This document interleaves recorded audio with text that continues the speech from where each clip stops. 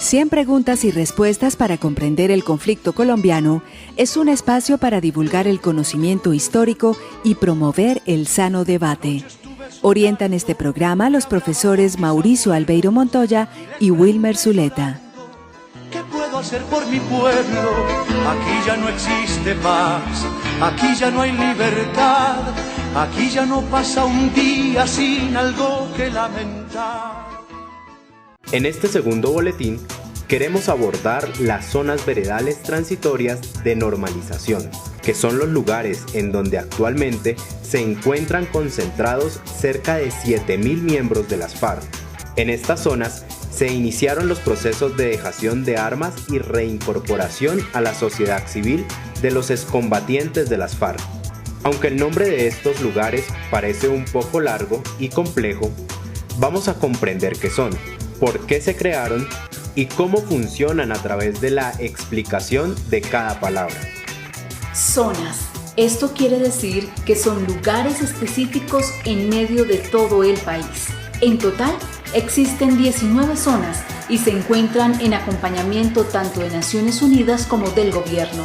Los excombatientes que están concentrados en estas zonas tienen restricciones de movilidad y solo pueden salir con permisos del gobierno. Veredales. Colombia tiene cerca de 30.000 veredas y son pequeños territorios que surgen en medio de los caminos que conectan a los municipios. Las veredas son principalmente rurales y quedan en lugares muy apartados. Eso quiere decir que las zonas en que se están realizando los procesos de dejación de armas y reincorporación a la sociedad civil de los miembros de las FARC están ubicados en lugares rurales y apartados del país. Estas zonas fueron escogidas porque han sido lugares en donde históricamente han estado presentes estas guerrillas. Transitorias. Las zonas veredales no durarán para siempre. Estas dejarán de existir cuando los guerrilleros allí concentrados terminen su proceso de preparación para la reincorporación a la sociedad civil. Sin embargo, es importante contar con estos espacios temporalmente, porque pasar de la guerra a la paz implica grandes retos para los que han dejado las armas, pero también para la sociedad. Normalización. No basta con que un guerrillero deje las armas para reincorporarse a la sociedad. También es importante que construya un proyecto de vida. Para lograr esto, un excombatiente necesita capacitarse en distintas áreas que no solo garanticen que nunca volverá a la guerra, sino que también aportará a la construcción del nuevo país con el que todos soñamos. Sean todos bienvenidos nuevamente a su programa radial 100 preguntas y respuestas para comprender el conflicto colombiano. Como hemos venido a lo largo de este trasegar histórico estudiando los distintos momentos del conflicto, el día de hoy nos acompaña en nuestro programa el señor Paulo Andrés Serna Gómez. Él es abogado de la Universidad de Antioquia, especialista en Derecho Público y con una experiencia de más de 15 años en temas de paz. Ha sido director de la Agencia para la Reincorporación y la Normalización y es un gran experto en los temas relacionados con el posconflicto y los asuntos también relacionados con la reincorporación de excombatientes a la vida civil. También nos acompaña hoy en la mesa el profesor Iván Ríos y quien les habla, Mauricio Montoya. Escuchábamos al inicio del programa un boletín del Centro de Memoria, Paz y Reconciliación de Bogotá, en el que se explicaba lo que eran en su momento las zonas veredales transitorias de normalización, en las que inicialmente se concentraron los excombatientes de las FARC. Doctor Paulo, dándole la bienvenida a nuestro programa y agradeciendo su deferencia, pues queremos empezar hoy a hablar de un tema bastante particular y es el que hemos denominado para este programa los espacios territoriales de capacitación y reincorporación. Vamos a hablar un poco sobre eso para que nuestros oyentes se hagan una idea de qué es eso. Y para entrar en materia un poco, quisiéramos en primera instancia contextualizar. ¿Nos podría usted contar un poco el tema de las zonas veredales y esos campamentos que sirvieron como ejes para el proceso de desmovilización de las FARC entre los años 2017 y 2018. Hola profesores, ¿cómo están? Muchas gracias por la invitación. En este tema de construcción de paz y de desmovilización ya a nivel internacional, están consagradas unas etapas que se habla del DDR, desarme, desmovilización y reintegración o reincorporación, aunque a las FARC no les gustan esos términos y hablan es de normalización, no de reintegración sino de normalización. Entonces esas zonas veredales iniciales son las que se ha venido acuñando, pues digámoslo así, en la doctrina internacional en materia de dejación de armas y de negociaciones entre grupos armados al margen de la ley, el proceso de dejación de armas y de desmovilización. Esa primera etapa se hizo en las zonas veredales. Esas zonas veredales tuvieron una concepción básicamente de espacios para generar confianza entre la institucionalidad y el grupo armado al margen de la ley, mediado por la cooperación internacional para una posterior desarme y desmovilización y un proceso de reincorporación. Por eso realmente es que estos espacios se ubicaron en zonas geográficas tan lejanas, tan fuera del foco de los centros de producción, etcétera, etcétera, y que hoy genera dificultades en la implementación de los acuerdos, en la implementación del proceso de paz, pues por las dificultades logísticas y de todo tipo para atender o para desarrollar proyectos productivos en lo que hoy se llaman espacios territoriales de capacitación y reincorporación. Entonces uno encuentra que las FARC dicen, no, eso fue el gobierno y el ejército o la fuerza pública que nos dijeron que teníamos que ser en esas zonas. Y usted habla con gente de la institucionalidad de la época y que negociaron todo este tipo de espacios y dicen que las FARC querían tener una garantía de poder estar en los espacios que históricamente ellos habían ocupado. Entonces hay una tensión. Yo hablando con algunos de las FARC me decían, vea, nosotros le propusimos al gobierno que hiciéramos un ETCR en el oriente antioqueño, pero se opusieron totalmente porque ellos creían, como tampoco se había generado confianza, que las FARC iba a llegar nuevamente al oriente antioqueño, y como había tanta presión también de la oposición al gobierno de la época, pues entonces optaron por esos espacios. Doctor, es muy particular ver que el mismo profesor Eduardo Pizarro León Gómez decía hace poco en una conferencia que estos espacios o zonas veredales tuvieron esa particularidad de estar alejados también porque muchos de los mismos miembros de las FARC hablaban de la seguridad frente a agentes de paramilitarismo, pero como usted muy bien lo menciona, pues se han convertido en un problema sobre todo para el tema de proyectos productivos. Doctor, ¿nos puede contar un poco cuáles eran las características de esas zonas y esos campamentos? ¿Cómo funcionaron en esos primeros momentos? Bueno, inicialmente eran zonas, que es muy importante decirlo, digámoslo así, pequeñas zonas de despeje. Entonces, en esas zonas que estaban delimitadas muy estrictamente geográficamente, no operaban las órdenes de captura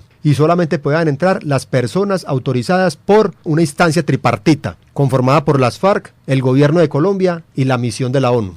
Todavía existe esa concepción. Entonces, por ejemplo, hay comunicadores o investigadores o personas del común que quieren conocer del tema preguntando que si pueden ir a los ETCRs. Y nosotros le decimos, no, es que eso hoy en día es un espacio libre, de libre circulación de cualquier ciudadano colombiano. Para la época era un espacio que era una zona, digámoslo así, como de despeje pero pequeña, donde estas personas se concentraron para posteriormente desarmarse e iniciar el proceso de reincorporación. Y como siempre acá en Colombia la logística es muy demorada, pues el gobierno se comprometió a dotar eso muy rápidamente, pues de algunos bienes y servicios para que los integrantes de la FARC estuvieran un poco más cómodos en el proceso de desarme. Pues eso no fue así, y para la época los medios de comunicación y en algunas veces se denunciaba que parecían campamentos de ellos con todas las necesidades y con todas las dificultades que posteriormente se fueron superando, pero básicamente eso era un espacio libre de órdenes de captura, una zona de despeje donde un comité tripartito podía entrar y donde se esperaba la orden para iniciar el proceso de desarme, desmovilización y posterior reincorporación.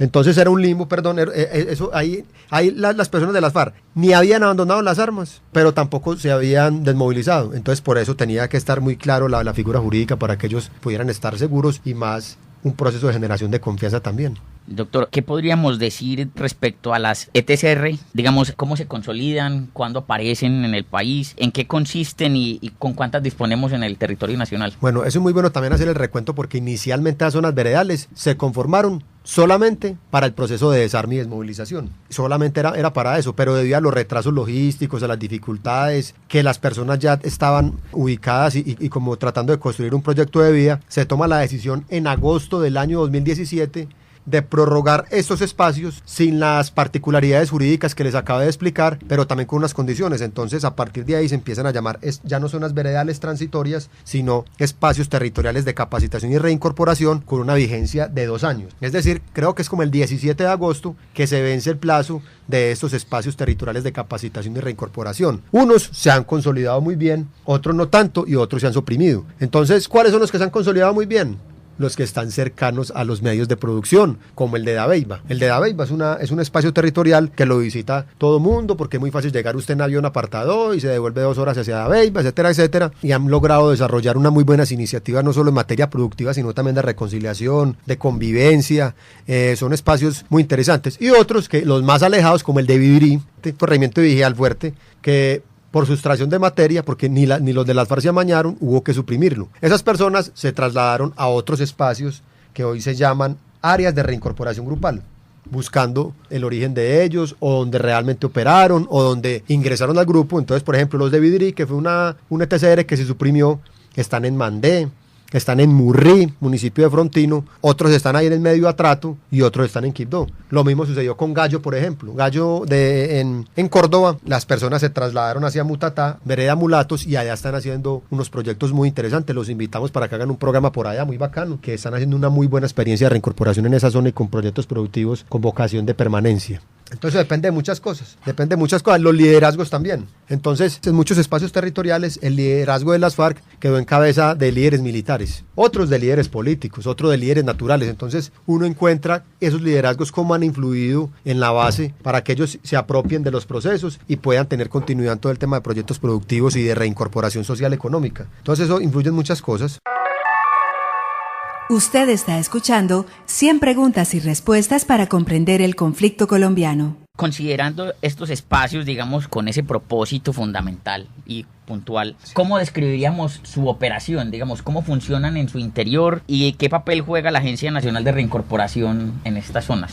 Bueno, esos espacios es un caserío a nivel general en estructuras de drywall prefabricadas con un piso de concreto. En esos ETCRs hay un administrador, es un administrador pagado por el gobierno nacional, por la Agencia para la Reincorporación y la Normalización, que a partir de agosto del 2017 paulatinamente fue recibiendo todos los activos que hay en esos espacios, porque hay que decirlo, en muchos de estos espacios ni siquiera están interconectados a la red eléctrica, mucho menos a la red de acueducto. Entonces hay plantas diésel eléctricas que son costosas, tienen un buen sistema de depósito y de aprovechamiento de todo lo que tiene que ver con los residuos sólidos. O sea, es costoso realmente mantener estos espacios.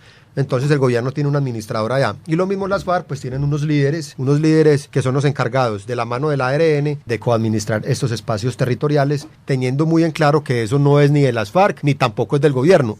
Algunas son centros poblados y otros son espacios de libre circulación de la ciudadanía en general. Y así también hay muchas diferencias. Por ejemplo, el espacio de Carrizal en Remedios, que ahora aprovecho para decirles, por ejemplo, hay una disputa porque es Segovia y ya la Justín Codazzi y Catastro Departamental dijo que la zona donde está ubicado el ETCR de Carrizal no pertenece al municipio de Remedios, sino que pertenece al municipio de Segovia. Imagínense, son cosas como esas. Es coadministrado. ¿Qué sucede ahora? Muchos de esos espacios se construyeron en territorios baldíos, o como el de Remedios, que es una zona de reserva forestal, donde no se puede hacer inversión, donde no se puede hacer una intervención del suelo, donde no hay posibilidad de concesión de aguas, porque es una zona de reserva forestal, con muchas dificultades. Entonces todo eso es lo que se está teniendo en cuenta para mirar y hacer un proceso de consolidación y de estructuración de los ETCRs a partir de agosto.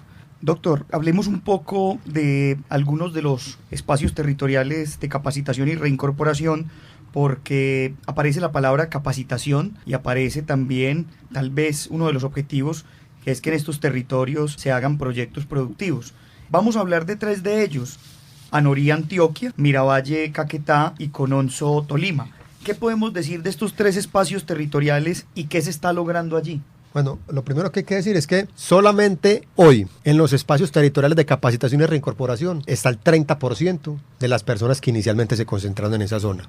Entonces, ya el foco del proceso de reincorporación no son solo los ETCRs, sino también los grandes centros urbanos. Por ejemplo, aquí en Medellín ya tenemos aproximadamente 280 integrantes FARC que quieren construir su proyecto de vida aquí en la legalidad de Medellín y no en los espacios territoriales. Lo mismo en el casco urbano de Remedios tenemos un buen porcentaje, en Urabá, en Quibdó, en Villavicencio, en Bogotá, en Ibagué, en todas esas zonas. Entonces, el 70% del proceso de reincorporación se está haciendo fuera de los ETCR. Entonces, eso es un dato que es muy importante que la comunidad lo tenga claro. Y no es que el hecho que las personas que salieron de los ETCR entraron a las disidencias de las FARC, como alguna vez se interpretó o alguna vez se quiso decir, que todo el que salía del ETCR pues automáticamente estaban en las disidencias. Posiblemente hay algunas personas que ingresaron a las disidencias de las FARC o a otro tipo de grupos armados, porque estos espacios están ubicados en corredores estratégicos por donde circulan los interesados en mantener las rentas ilícitas. Pues ¿quién va a negar que Santa Lucía y Tuango está en todo un corredor? Que Brisas en el Chocó, que está ahí de todo el borde del río Atrato. Entonces son algunas cosas que hay que tener mucho en cuenta. En estos espacios territoriales el SENA nos ha acompañado mucho. La formación a través de la cooperación internacional también ha sido muy importante. La misión de la ONU ha traído donantes internacionales y esto ha permitido que, aunque el gobierno nacional no haya desembolsado aún los recursos de algunos de los proyectos productivos o de una minoría, se adelanten proyectos productivos en estos espacios. Entonces en Anorí tienen adelantado muchos temas desde lo ambiental, como es la expedición botánica que hicieron, donde descubrieron especies endémicas de la zona, donde anteriormente no se podía entrar. Ahora entró una comisión de investigadores, de biólogos, acompañados por las mismas personas de las FARC, además de proyectos productivos de panadería, de confecciones, de piscicultura, y todo esto con el apoyo de la cooperación internacional y de los propios recursos de los integrantes FARC, que ahorran de una renta básica que el gobierno nacional les entrega, que es el equivalente al 90% de un salario mínimo. Siempre han estado acompañados pues por nosotros, aunque esos proyectos, hay que aclararlo, la gran mayoría son financiados con esos recursos de cooperación, de apalancamiento, pues que obviamente la gran mayoría son gestionados por el gobierno nacional. En Incononso, que allá estuvo el presidente de la República, se han adelantado proyectos productivos muy interesantes, como el de la cerveza roja, que fue una iniciativa de la comunidad a las cuales las FARC se le apuntaron, y ha generado pues una gran sensación y como que la cervecita es buena. Y en el Caquetá, eso allá es un laboratorio de innovación, hay que decirlo, en materia de reincorporación, y aprovechando pues las corrientes del río, empezaron ellos como a tratar de hacer un proyecto ecoturístico. Un representante de la ONU vio ese gran potencial y gestionó un capacitador costarricense que son expertos en esos temas, y financiado por la misión de apoyo, estuvo allá y los estuvo capacitando, y hoy es un proyecto productivo que está funcionando, que es lo del rafting allá en las zonas de San Vicente del Caguán, que ha dado muy buen resultado. Entonces, como te digo, eso depende mucho de los liderazgos y las dificultades, porque, por ejemplo, en La Guajira, los ETCRs, que son liderados por Joaquín Gómez, tienen unos proyectos a largo plazo muy interesantes, por ejemplo, de vivienda, de vías de comunicación, de cultivos a gran escala, lo mismo en Mutatá. Entonces hay experiencias muy positivas en ese tema, profesor Mauricio, que hay que continuarlos y hay que apalancarlos, porque una de las grandes dificultades de todos estos proyectos productivos, y la experiencia nos lo dice, es que solamente el 1% sale adelante. Y por eso en parte es el temor del gobierno nacional por desembolsar recursos tan ligeros, temiendo que no puedan ser sostenibles estos proyectos. Doctor, digamos, estos tienen un tiempo perentorio, ¿no?, fijado de funcionamiento, las ETCRs. Después de que finalice su tiempo de funcionamiento, ¿qué pasará con ellos? Y digamos, ¿cuál será el futuro de los excombatientes? Como le digo, solamente el 30% está allá. La Agencia para la Reincorporación y la Normalización tiene toda una red nacional de atención para atender a los excombatientes donde se encuentren. Es decir, si un excombatiente hoy está en Briceño, si un excombatiente hoy está en Leticia, Amazonas, nosotros como ARN garantizamos la atención de esta persona para que pueda hacer un buen proceso de reincorporación. En lo que tiene que ver con los ETCRs, hay ya un plan del gobierno nacional para la consolidación de algunos y la estabilización de otros, o la reubicación de algunos espacios de los que se quieran quedar. Esa decisión en este momento la está estudiando el alto gobierno, directamente en la alta consejería para la estabilización. Están mirando específicamente el tema de tierras, como les explicaba, porque hay zonas como el de Carrizal que es muy complejo, hay espacios donde hay dificultades logísticas de seguridad, por ejemplo, que no permiten que se pueda desarrollar eso, que tienen muchos problemas, dificultades de logísticas de abastecimiento y de costos, valga la redundancia, para implementar la logística de esto, pero para eso se está haciendo un estudio muy cuidadoso, espacio territorial por espacio territorial, para mirar qué se va a hacer con cada uno de esos territorios. Lo que sí es muy claro es que hay un documento COMPES aprobado, en el plan de desarrollo también quedó estipulado, en este plan de desarrollo que acaba de sancionar el presidente, que el proceso de reincorporación es algo a largo plazo, que esto no se acaba el 17 de agosto. En el documento COMPES aprobado hablan de una política a 8 años, es decir, al año 2026, porque eso fue el año pasado, a 2026, y el plan de desarrollo así lo contempla, y la experiencia que tenemos en materia de reincorporación así nos lo dice. ¿Qué cambios va a haber, por ejemplo?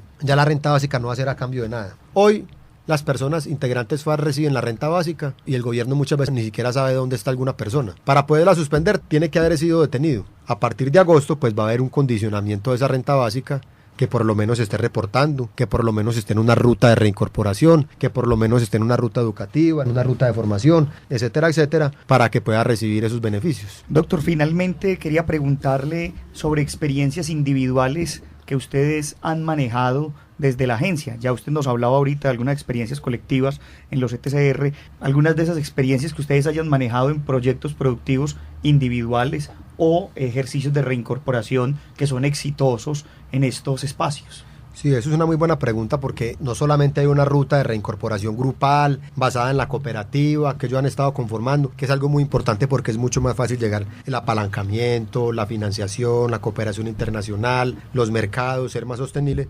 Pues hay iniciativas individuales que también la ley las permite, que también son exitosas y pueden dar muchos resultados. Un ejemplo clásico es el que el papá tiene una finca cafetera y él quiere darle continuidad y fortalecer esos cafetales. Entonces se le apoya con insumos, se le apoya con plántulas, con asistencia técnica y hasta 8 millones de pesos en recursos que él puede invertir en esa finca, en lo que él quiera, si quiere comprar plántulas, abonos. Acá en un contexto urbano, por ejemplo, una señora que tenía una maquinita y confeccionaba y hacía maquila confeccionando. Ahora invirtió sus 8 millones de capital semilla en varias máquinas de coser, fileteadoras y todo, y está muy contenta, le está yendo bien y está generando ingresos para ella y su familia. Lo mismo con uno que antes de haber ingresado al grupo, él comercializaba en los distintos municipios todo lo que tenía que ver con rodillos y con herramienta automotriz y mecánica automotriz. 8 millones de pesos los invirtió en esos recursos y está muy contento. O el clásico de los pollos, que tiene el mercado asegurado para vender los pollos de engorde, y el hombre está engordando pollos acá en Envigado, en una finca en Envigado, y vende los pollos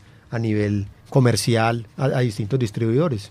Entonces hay muchas iniciativas y no podemos cerrar la puerta, no, que solo colectivos o solo individuales, ¿no? Lo que hemos dicho en el gobierno es, no importa si la persona va a ingresar a un proyecto productivo asociativo o va a ingresar a un proyecto productivo individual. Lo importante es que sea una decisión individual del excombatiente. Me complace estar de vuelta en esta linda tierra vallenata, Valledupar, que quiero tanto. Estuvimos hoy en compañía del gobernador Franco Valle, de nuestro alcalde de Valledupar, Tutovía. Estuvimos también aquí con el doctor Carlos Ruiz Mació, representante del secretario general de la Organización de Naciones Unidas, con la embajadora Patricia Lombard, visitando La Paz, visitando una ETCR que está entre La Paz y Manaure, una estructura interesante de proyectos productivos, y tuvimos un diálogo franco, amable, donde ratificamos nuestro mensaje. El primero, este gobierno está comprometido con sacar adelante el proceso de reincorporación de todas las personas que genuinamente han dejado la violencia. Creo que esta ha sido una visita constructiva, productiva y que sigue generando confianza, que nosotros lo que queremos es una paz que una a todos los colombianos, y esa paz que une a todos los colombianos requiere que tengamos un debate tranquilo, pero al mismo tiempo enfocado en la construcción de una justicia que garantice la verdad, la reparación y la no repetición. Escuchábamos una alocución del presidente Iván Duque, quien el 15 de marzo del año 2019 visitó el espacio territorial de capacitación y reincorporación ubicado en el municipio de La Paz, en el departamento del Cesar. Allí, en este espacio territorial, se lleva a cabo un proyecto de turismo de contexto. En su visita, el presidente hablaba no solamente con los excombatientes, sino también con la comunidad y las personas que habitan la zona, comprometiéndose él y su gobierno a continuar efectivamente con el proceso de reincorporación. Con estas historias y las experiencias que hoy nos ha compartido el doctor Paulo Andrés Serna sobre los espacios territoriales y todas estas experiencias que podemos decir son satisfactorias en procesos de posacuerdo o posconflicto, terminamos nuestro programa del día de hoy. Agradecemos a la Universidad Nacional por este espacio que nos brinda, a Jorge Benjumea en el máster y a todos ustedes los invitamos para que sigan escuchando el programa 100 preguntas y respuestas para comprender el conflicto colombiano. Hasta pronto. 100 preguntas y respuestas para comprender el conflicto colombiano es un espacio para divulgar el conocimiento histórico y promover el sano debate. Orientan este programa los profesores Mauricio Albeiro Montoya y Wilmer Zuleta. ¿Qué puedo hacer por mi pueblo? Aquí ya no existe paz, aquí ya no hay libertad, aquí ya no pasa un día sin algo que lamentar.